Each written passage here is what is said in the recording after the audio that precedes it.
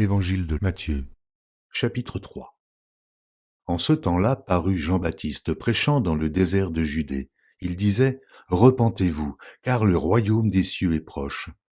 Jean est celui qui avait été annoncé par Ésaïe le prophète, lorsqu'il dit, c'est ici la voix de celui qui crie dans le désert. Préparez le chemin du Seigneur, aplanissez ses sentiers. Jean avait un vêtement de poil de chameau et une ceinture de cuir autour des reins. Il se nourrissait de sauterelles et de miel sauvage. Les habitants de Jérusalem, de toute la Judée et de tout le pays des environs du Jourdain se rendaient auprès de lui. Et confessant leurs péchés, ils se faisaient baptiser par lui dans le fleuve du Jourdain.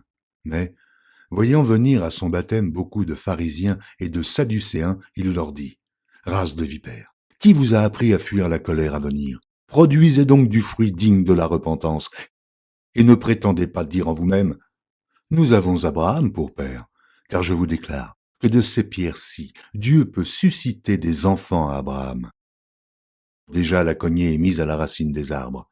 Tout arbre donc, qui ne produit pas de bons fruits, sera coupé et jeté au feu.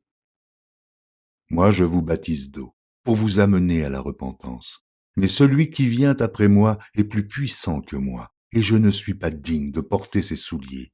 Lui, il vous baptisera du Saint-Esprit et de feu. Il a son vent à la main, il nettoiera son aire, et il amassera son blé dans le grenier, mais il brûlera la paille dans un feu qui ne s'éteint point.